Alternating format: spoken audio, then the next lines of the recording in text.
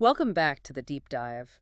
For those of you who've been following along, you know we've spent the last few sessions tracing the really impressive story of the DuBose family. Right, their lineage, how they acquired these huge tracts of land, and the whole catalog of accomplishments that really marked their presence in the American South over generations. We've definitely detailed the achievements, the military service, the figures who became quite prominent socially.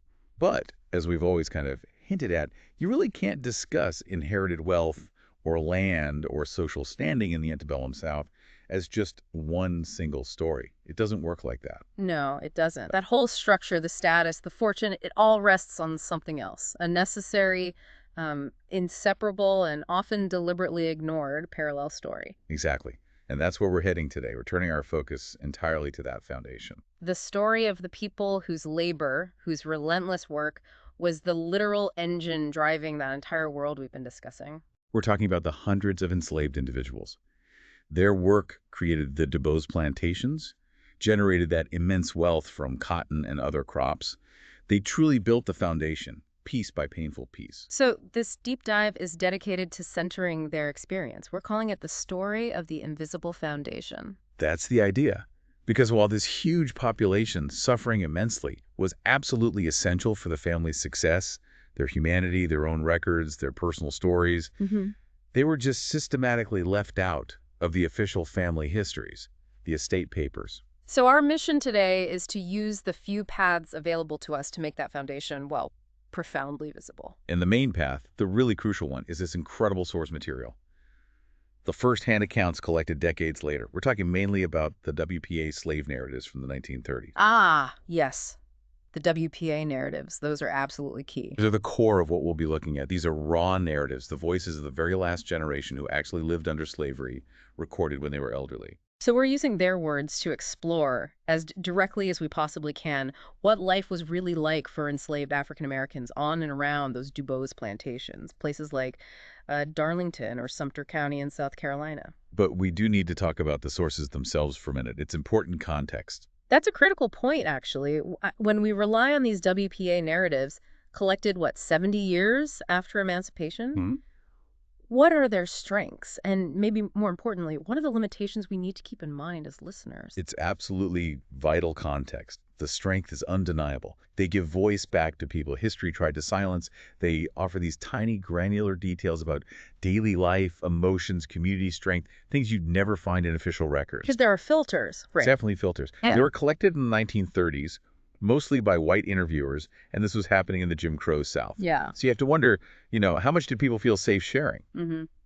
That power dynamic is unavoidable. And also remember, the interviewees were often children or maybe young adults when slavery ended. So we're hearing memories, powerful memories, but filtered through decades of time, of loss, of reflection. Okay. So we approach these accounts not as some kind of objective, flawless history, but as essential, deeply personal testimonies. Testimonies of survival and also of trauma. Exactly. That's the framework. All right. With that framework established, let's start where their lives really began and ended each day, the fields. What do these narratives tell us about the central rhythm of life on a cotton plantation in these specific South Carolina areas? Well, they paint a pretty brutal picture of just relentless physical exhaustion and degradation. The central rhythm, if you want to call it that, was defined entirely by backbreaking work. Governed completely by the seasons, I imagine. Completely. Strictly governed by the agricultural season. The whole system was designed purely to extract the maximum possible labor. That meant the bodies, the time of the enslaved people simply weren't their own. They were, in effect, raw capital, controlled entirely by that crop calendar. And it wasn't just planting and harvesting, though, was it? We sometimes simplify it, but the reality was this huge system of unending tasks needed just to keep the whole operation going. That's so true. The labor was comprehensive, and it was ceaseless. Before you could even plant the cotton, there was the incredibly hard physical work of clearing new land, mending fences, plowing often with really heavy, inadequate tools. Right. Preparing the ground itself. Then came the repetitive stuff. Planting in the spring, followed by that necessary, just unending work of chopping, that's clearing out weeds, thinning the cotton rows, usually under that intense summer sun, really vital for getting a good yield. And then the big one, the harvest, the cotton picking. Precisely. The fall picking season was the absolute peak, the intense back-breaking high point of the whole agricultural year. Every single hand was needed, from the oldest person down to the youngest child who could manage to drag a sack. And picking cotton itself is notoriously difficult work. It is. You're bending constantly, dragging this sack that gets heavier and heavier, repeating that motion hundreds, thousands of times a day, often until your hands are raw and bleeding from the sharp edges of the cotton bolls. That seasonal work dictated their entire year, every week, every single day, and it was enforced with, well, brutal strictness. When we talk about a workday in this context, we're clearly not talking about anything resembling a modern schedule. It sounds more like an endurance test pushed way past the breaking point. What do the narratives actually say about the hours? The standard, if you can even call it that, was literally from day clean to after dark. Day clean, so before sunrise. Before sunrise, yes. The day started before dawn with maybe a quick, meager bite, often just some cornmeal, and it went on until the light completely failed. But even that wasn't always the end of it. No, even sundown wasn't always enough. This was just perpetual, forced toil, designed purely to squeeze every single ounce of potential profit out of their time. And we have specific, chilling evidence from those South Carolina narratives that really hammers this home, don't we? We do. There's a man named Sim Greeley. Recalling his experience on a plantation nearby, he stated it very clearly, very matter-of-factly. Us have to work from day clean to after dark. Sometime us work till 10 o'clock at night. 10 o'clock at night. That quote, it's just devastating. It really drives home the systemic nature of the exploitation. Beyond just the sheer exhaustion, what does pushing people to work until 10 o'clock, 2-3 hours past dark, tell us about the economic pressures the planters, like the DuBose family, were under, or rather, imposing? It tells you pretty clearly that the profit motive just steamrolled any consideration for human welfare, for rest, for recovery. Working till 10 p.m. was likely pretty common during the absolute peak of the harvest. Why then specifically? Well, cotton had to be picked, and then often weighed or maybe processed that very night so it was ready for transport or storage first thing the next morning. So maybe less than 4 or 5 hours of sleep before the whole cycle started again. That's likely what it meant. And that kind of pace, it inevitably leads to physical breakdown, to injury, which ironically means less effective labor in the long run. But the short-term profit demanded it. That dictated the schedule. And who was actually enforcing this brutal schedule day to day? Was it usually the planter himself down in the fields, or was it that figure we hear so much about, the overseer? Generally, it was the overseer. Or, on the really big plantations, sometimes a driver who was himself an enslaved person forced into that supervisory role, which must have been an incredibly difficult position. Right, caught in the middle. Yeah, and the narratives often suggest that the overseer, who usually wasn't the owner, was paid based on productivity. That created this huge incentive for cruelty, for pushing the workforce to the absolute limit, sometimes beyond. It really underscores how work wasn't just part of their lives. No, it formed the entire center of the enslaved experience. It defined their interaction with the land, their relationship with the white power structure, even the tiny bits of personal time they might have had. Everything revolved around labor. So the body was relentlessly claimed by the field. Okay, let's shift gears now. From that overwhelming physical reality, which was all about survival for the plantation and profit for the owner, let's turn to the one thing that maybe offered some spiritual and emotional survival for the enslaved people themselves: family and community life back in the quarters. Right. And when we shift focus to that domestic social life, we immediately hit this profound dichotomy, this deep contradiction. How so? Well, on one hand, family was the absolute undisputed core of the enslaved community. It was really the only source of unconditional identity, of love, of protection against the system's attempt to completely dehumanize them.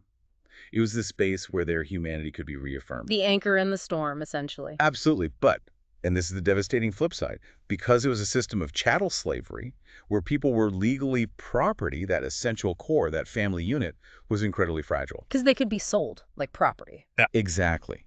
The emotional investment in a spouse or a parent in a child was immense, obviously, but the entire structure could just be demolished in an instant by a sale. Gone. That inherent fragility, you described it as possibly the greatest single tragedy of the system. I think it arguably was. The narratives we've looked at are just saturated with the devastating reality of family separation. And not just the reality, but the constant gnawing psychological fear of it. The threat of sale was always there, just hanging over every relationship, every marriage, every single parent-child bond. It created this this constant state of anxiety, of anticipatory grief. That must have shaped how people even formed attachments, knowing that fragility was always present. Did the community develop ways to try and, I don't know, legitimize or protect those bonds, even if they weren't legally recognized? Oh, absolutely. They developed really powerful, sacred internal practices. Things like jumping the broom to mark a marriage commitment. Since their marriages had no legal standing in the eyes of the state, this ceremony was crucial. It affirmed their commitment to each other and, just as importantly, to the whole community. A way of creating social fact, even without legal backing. Precisely. They often still sought permission from the master to marry. Sometimes the master might choose to keep families together, maybe for perceived stability on the plantation, maybe even out of some flicker of paternalism. But that security was always provisional. It could be revoked instantly if money got tight or if the master just changed his mind. And the sheer power of the market, the cold economic valuation placed on human beings, just made the whole structure so vulnerable. We have accounts that explicitly compare the trade in people to trading animals, don't we? It shows just how cold that calculation was. Yes. The brutality of the domestic slave trade comes through so starkly in these painful memories. We have that really poignant testimony from Paul Jenkins. He just articulated the core emotional damage so clearly when he said, "The worst thing about slavery was the selling of poor colored folks. It was just like the selling of cattle." Just like the selling of cattle, that comparison, Yeah. it's just brutally effective. It strips away any pretense of paternalism, of care. It's a direct statement about the complete commodification of human life for profit. Exactly. And the implications of seeing people purely as economic assets were just shattering for the community structures. A master might sell off a child to pay a debt. Or a slave trader could just show up and buy 10, 20 young, strong adults for the expanding markets down south in Louisiana or Mississippi. Ripping people away from everything they knew. Spouses, parents, children, sold away at a moment's notice, often hundreds of miles away, which in practical terms back then meant they were likely separated forever. The system was almost meticulously designed to break the very emotional bonds that make us human, precisely because those bonds interfered with the liquidity of the asset. So when that happened, when a father was sold or a child was taken, what did the community do to cope with that rupture? How did they try to keep the memory, the connection alive somehow? They showed incredible resilience through communal memory. They would often tell the remaining children the story of the lost parent or sibling over and over again, passing down the name, the memory, any little detail they could recall. Keeping the person alive in story. Yes, and sometimes they'd name subsequent children after the lost relative, trying to keep that lineage physically present in some way. And crucially, the whole community would step in. Aunts, uncles, neighbors, they'd help raise the remaining children. There was this understanding that survival was a collective responsibility against this constant existential threat of fragmentation. Okay, so we've talked about the relentless labor, the crushing physical reality, and now this constant psychological trauma of family separation. The next question feels almost overwhelming. How did people manage to hold on to their identity, their culture, their basic humanity against a system that seemed designed specifically to extinguish all of that? Yeah, that really brings us to the, let's call it the architecture of resilience, how they survived. Yeah. And they survived, fundamentally, by creating a kind of parallel life, a secret life almost, a sacred space that was outside the direct control or at least the full understanding of the master. A hidden world within the plantation. In a way, yes. Yeah. And this parallel life was built primarily on three really central pillars. Yeah. Community, which we've touched on, music, and a profound, often hidden faith. Let's start with faith then, because that seems like the bedrock in so many accounts. Our source materials point specifically to this institution called the Praise House. What exactly was that? What was its function, its physical reality on or near these DuBose properties? The Praise House was absolutely critical. It was usually a small, maybe run-down cabin. Sometimes it might have been a repurposed smokehouse or an old storage shed. But it was their space. It was where the enslaved community could gather, maybe after work, often late at night, to hold their own religious services. So not the official Sunday service led by the master's chosen preacher. Definitely not. That service, usually led by a white preacher, often focused on scriptures commanding obedience, submission to the master. The Praise House was the opposite.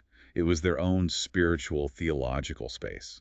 And the key element, the thing that gave it its power, was the secrecy, or at least being away from the immediate surveillance of the overseer. That secrecy, or autonomy, was absolutely vital.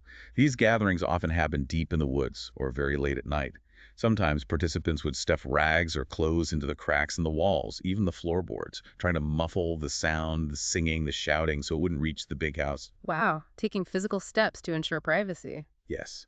And that autonomy allowed them to practice a form of Christianity that was uniquely theirs. It often blended in African spiritual traditions, ways of worship, and most importantly, it focused not on submission, but on liberation, on justice, on affirming their own innate human worth, the very thing the dominant culture constantly denied them. So, what actually happened inside these praise houses? What made it so different from the master's approved church service? Well, they engaged in practices that were expressions of deep, almost ecstatic spiritual freedom. They would sing with incredible fervor, pray out loud, preach to each other. Often they engaged in the ring shout. The ring show, what's that? Is this powerful counterclockwise shuffling movement. People would sing, clap complex rhythms, stomp their feet, often for hours. It was this intense collective spiritual expression. It was an assertion of their identity, a connection to a God who saw them not as property, but as worthy, suffering people who were ultimately destined for freedom. It was a complete inversion of the theology they heard from the masters. That intensity, that need for expression, seems to connect directly to the second pillar you mentioned, music. Specifically, the role of the spirituals. Music was truly indispensable. You can't overstate its importance. Spirituals served multiple, really sophisticated roles all at the same time. Okay, like what? Well, on the most basic emotional level, they were profound outlets for sorrow. Songs that articulated the pain of separation, the bone-deep fatigue from the fields, the constant fear inherent in the system. But they were also songs of incredible future-focused hope, looking forward to a time, whether on earth or in the afterlife, when they would finally be free from bondage. But they weren't just laments or simple prayers, right? The narrative suggests they were also complex communication tools. Precisely. They were often coded. Think about it, certain lyrics, particular rhythms, maybe a sudden shift in tempo. These could signal vital information within the community. Like secret messages hidden in plain sight. Exactly. They might offer guidance for someone attempting to escape. For instance, singing about crossing the River Jordan might actually refer to crossing the Ohio River to freedom. Songs about reaching the Promised Land or Canaan could mean heading north. Wow. They could even transmit news overheard about troop movements during the war, or signal an opportunity to run, or maybe just serve as an agreed-upon signal to meet secretly later. Music was this dangerous but absolutely essential lifeline for information and solidarity. So, in this hidden world, the praise house, the coded music, the fierce protection of the community enslaved people could actually define their own value, transmit their culture to the next generation, and basically maintain their humanity in an environment designed to crush it. It was truly a collective act of spiritual and cultural resistance. You have this constant tension Right. between the outward compliance required in the fields and this inward defiance nurtured in the quarters. Understanding that duality, those two separate spheres of existence, is really key to understanding how they survived. Okay, we've talked before about the Civil War, but mainly from the perspective of the DuBose soldiers, the men fighting for the Confederacy, fighting to preserve that very system. Now, we need to completely flip that perspective. Let's look at the war from the viewpoint of the people living in the slave quarters, working those fields in places like Darlington and Sumter counties. Right. And for the enslaved population, Civil War meant one thing, overwhelmingly, viscerally. It meant hope. Hope for freedom. Yes, it was this tangible, violent sign that the very foundations of their captivity were shaking. This wasn't some abstract political fight over states' rights for them. It was the immediate, critical path to their potential liberation. Every battle report, every distant sound of cannons was weighed against that single prospect, freedom. But they were largely isolated on these plantations, cut off from reliable news. How did they even keep track of this massive, chaotic conflict? They weren't exactly sitting around reading the Charleston newspapers or discussing strategy with the overseer. No, definitely not. They relied entirely on this really sophisticated secret communication network. It was known everywhere, it seems, as the grapevine telegraph. The grapevine telegraph. Tell us about that. It was informal, but incredibly effective and remarkably fast. Information traveled through specific channels. Think about domestic servants working in the big house. They might overhear conversations. Right, snippets of news. Exactly. Carriage drivers traveling to town or between plantations. Enslaved blacksmiths or other artisans who might interact with white customers or workers. People just running errands between different properties. All potential conduits. The risk involved in passing that information must have been huge. But the value of knowing what was happening, it must have been life-changing. Oh, the risk was immense. Getting caught passing news, especially sensitive news about the war, could lead to severe punishment. But it was absolutely essential for planning, for morale, just for knowing. Every little scrap of information, a general's name, a Union victory, how close the Union forces were if you would be passed quickly, often mouth to mouth, maybe disguised in casual conversation, maybe even coded into a song, like we discussed. So this intelligence allowed them to kind of gauge the war's progress and maybe prepare for a chance to escape. Yes, exactly, to gauge the progress and to prepare for that moment when freedom might actually arrive, or when they might be able to seize it themselves. And what specifically represented the end of their oppression as the war dragged on? What was the symbol? It was the advance of Lincoln's army. The Union forces, they weren't seen, like they were by the DuBose family, as this invading enemy or foreign power. No, quite the opposite. To the enslaved people, the Union soldiers were the concrete, armed promise of liberation.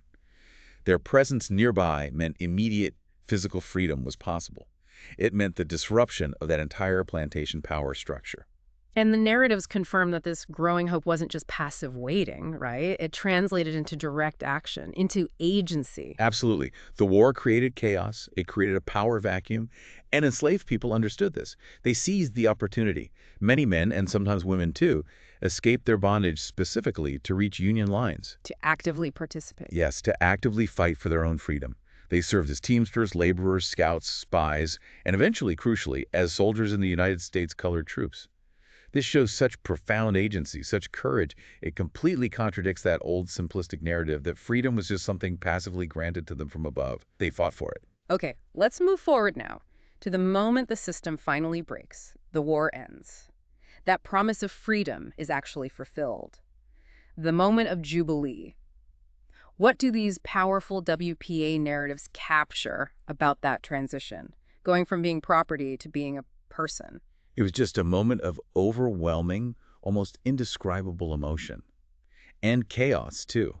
The accounts we have really document the sheer psychological release of that moment, this feeling that had been suppressed, tamped down for entire lifetimes, suddenly erupting. What did that look like? What were the immediate visceral responses people described, especially those in South Carolina? The reactions were dramatic, collective, often very public. We have accounts, particularly from one woman in South Carolina, who described this incredible range of reactions all happening at once in the quarters or out near the fields, people shouting, singing at the top of their lungs, weeping, praying. Just this tremendous outpouring of spiritual catharsis. A lifetime of suppressed emotion released. Exactly. And she summed up the fundamental, almost terrifying shift in their world when she said, "We didn't rightly know what was to come, but we knew we was free." That single sentence, it just perfectly captures it, doesn't it?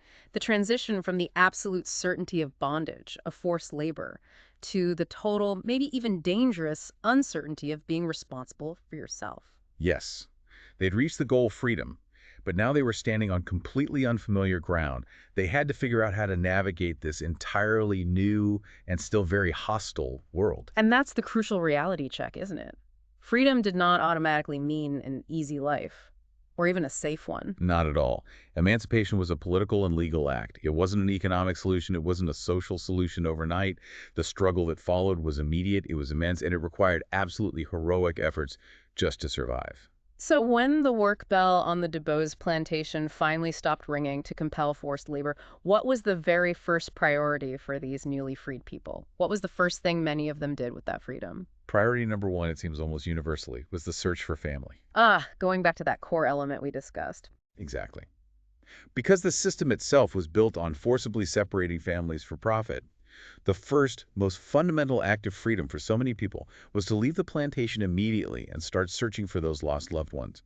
Husbands looking for wives, parents searching for children, siblings seeking siblings. And these weren't just quick trips to the next county over, were they? This was a major undertaking, across a landscape completely devastated by war. Far from quick trips. The narratives describe these heartbreaking, determined journeys. Sometimes people called it the Great Search. People walked, literally walked, for weeks, sometimes months. They often had nothing but the clothes they were wearing. Just driven by hope. Driven purely by the hope of finding someone. They'd go from county to county, sometimes covering hundreds of miles across the South, just asking. Asking for a wife sold away years ago, a child taken as a toddler, a brother or sister they barely remembered, sold off decades earlier. Were there any formal ways to search? Yes, as things began to stabilize slightly, newly established black newspapers played a crucial role. They started running information wanted advertisements where people could post notices seeking lost family members. It's incredibly poignant to read those today. The sheer fortitude needed for that search. It just speaks volumes about how central family was, like you said earlier, even when the odds of actually finding someone after years, sometimes decades, must have seemed terribly low. It absolutely underscores it. The destruction of the family was perhaps the deepest wound of slavery. And rebuilding the family, finding those lost connections, was the absolute highest priority in freedom. And then, if that miracle happened, if they managed to find someone, what came next? The struggle just shifted, didn't it? It shifted immediately to basic survival. Once reunification occurred, if it occurred, the fight became about how to build a life literally from nothing. What did that immediate survival look like? What were the biggest challenges in those first months and years right after leaving the plantation? Well, they had nothing. No land, no savings, often very little formal education because it had been illegal to teach enslaved people to read or write. And they faced immediate, often violent resistance from the former planter class and other white Southerners who resented their freedom. So finding work was critical, but difficult. Critical and incredibly difficult to find work that didn't just replicate the conditions of slavery. Many ended up in the sharecropping system, which often trapped them in cycles of debt to the white landowners, essentially replacing one form of bondage with another, economic one. And beyond work. They had to find somewhere to live. They had to try build their own institutions, schools for their children, churches that were truly their own. They were fighting for basic stability, for dignity, in a world that remained fundamentally hostile through things like the Black Codes, which severely restricted their rights, and the rise of racial violence in groups like the KKK.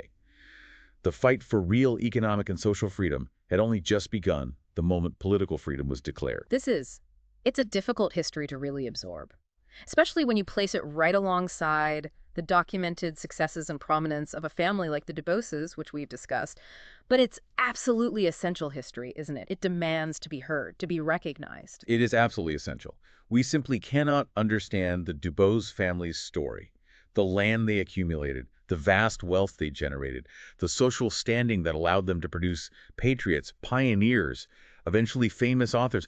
We can't understand any of that without understanding that the entire structure was fundamentally built on the continuous, relentless, uncompensated labor of hundreds upon hundreds of enslaved people. Their stories often weren't written down in the official records. No, but they formed the indispensable bedrock, the invisible foundation.